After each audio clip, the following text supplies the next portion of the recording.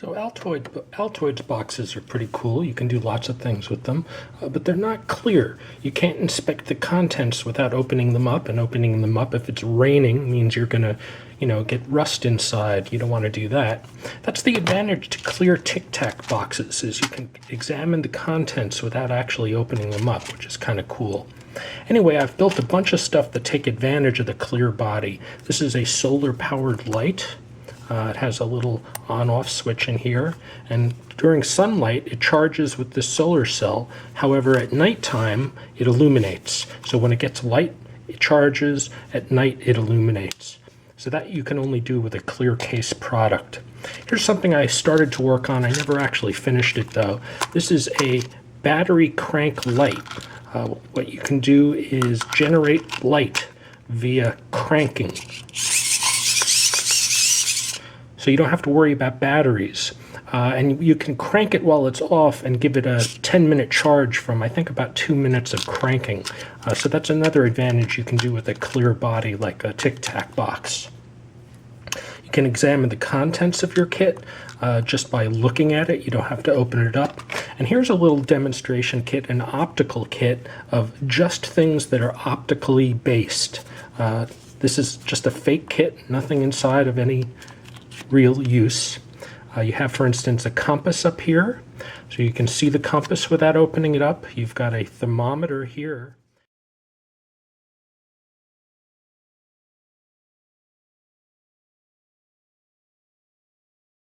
And it's got a whole bunch of illuminated stuff. Let's see, under ultraviolet light, you can sort of see different parts glow, and it's glow-in-the-dark material. I don't know if you can see that in daylight, but this has glow-in-the-dark. The compass also has glow-in-the-dark. A lot of fluorescent products in there. This little strip here is retro-reflective. I don't know if you're going to be able to see that. Probably not. However, if I can get there, you can kind of make it out, the red. That's a retro-reflective sticker. So you got the compass, fluorescent products, glow-in-the-dark, retro-reflective thermometer, and you also have a laser, which is very good for super long-range signaling, and that's actually legal. You're not allowed to zap airplanes with lasers, don't do it, but there's an exception. If you're in a survival situation and you can prove it, you will not be charged. And then this also has a light, which actually is both a light you can use, but this is also a distress beacon. If you hold it in for a few seconds, this is made by LRI, Laughing Rabbit Incorporated, also known as Photon, and it gets these different strobe modes. So your entire survival kit can be a distress beacon. You could swirl this around on a string from, if I attach the split ring attachment, you could put it on paracord and swing it around your head. That would certainly gather attraction, certainly attract people. It has an SOS mode also, and it's actually one of the best kinds of SOS modes. It's real. It takes a second to get to it. Hold on.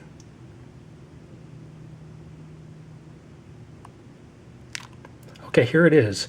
It's true SOS. A lot of these things, what they do is they flash SOSOSO. That's not technically correct. SOS is actually SOS, SOS, SOS, and this does flash the correct sequence. But I like that you can do all these different things thanks to the clear body, and that's something you can only do with Tic Tacs. Altoids won't do it. So there are a few different ways you can make Tic Tac boxes watertight.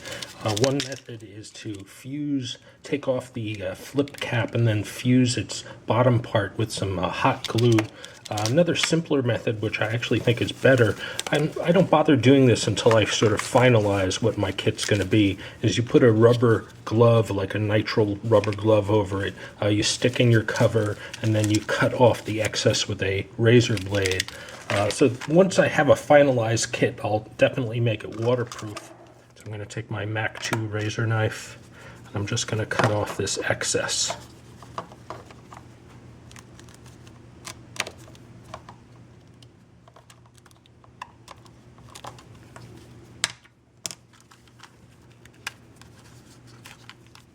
just doing a down and dirty version for the video. I would do a cleaner, fancier version for the final version. So now it's ostensibly watertight. Let's see, for instance, if it'll float. Let's turn on our emergency distress beacon.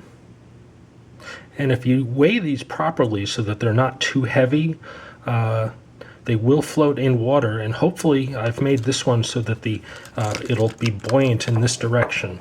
Let's take our body of water and just casually throw it in. Well, I was sort of hoping it was going to float like this. It doesn't seem to do that, but still, that would be a pretty competent distress beacon if you had to throw that into the water. So that's another clear advantage to clear Tic Tac survival kits that you can't do with an Altoids.